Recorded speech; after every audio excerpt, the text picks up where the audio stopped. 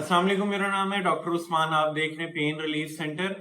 तो आज जो आपके लिए टॉपिक लेके आए हैं वो जे से है। जे से यानी कि जापानीज फ्रूट के बारे में, जिसको हम पाकिस्तान में जापानी फल भी कहते हैं। बहुत ही जबरदस्त फ्रूट है। इसकी खासियत ये है कि बहुत ही मीठा होता है और आपको जो है माउथ वाटरिंग फ्रूट होता है।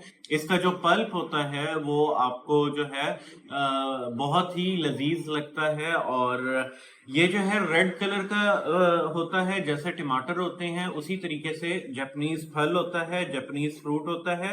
तो ये जो है रिच इन एंटीऑक्सीडेंट प्रॉपर्टीज होती हैं इसकी। मतलब अगर आपको जो है एंटीऑक्सीडेंट प्रॉपर्टीज चाहिए या फिर आपको जो है ऑक्सीडेटिव स्ट्रेस रहते हैं, अगर आपकी बॉडी जो है स्ट्रेस में रहती है तो आपको जापानीज फ्रूट यानी कि जापानी फल का लाजमी इस्तेमाल करना चाहिए। बहुत ही अच्छा फ्रूट है और इसके और भी बहुत सारे फवायद हैं।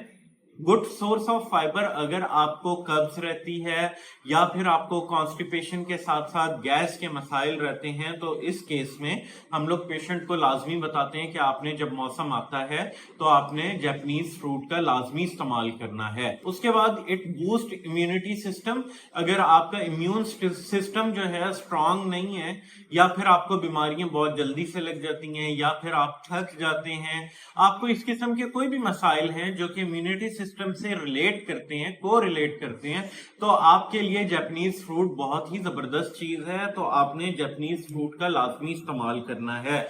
इसके अलावा ये है कि जापानीज फ्रूट जो है उसकी क्वालिटी ये है कि अगर आपकी शुगर लो रहती है तो आपको डेली का 1 से 2 जापानीज फ्रूट लाजमी लेने चाहिए। अब अगर साइड इफेक्ट की बात करें तो अगर आप डायबिटिक पेशेंट हैं तो आपने जापानीज फ्रूट का इस्तेमाल नहीं करना। उसकी रीजन अगेन ये है कि इंतहा का मीठा फ्रूट है जो कि आपको नुकसान दे सकता है किसी भी केस में, किसी भी सेंस में।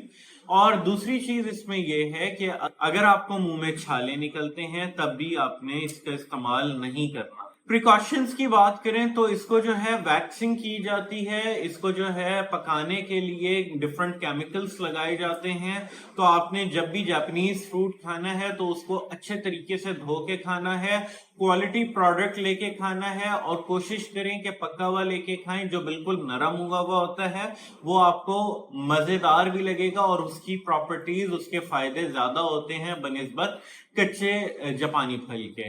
तो मजीद ऐसी वीडियोस के लिए हमारे चैनल को लाइक करें, सब्सक्राइब करें और कमेंट सेक्शन में अपनी राय का इजहार जरूर करें।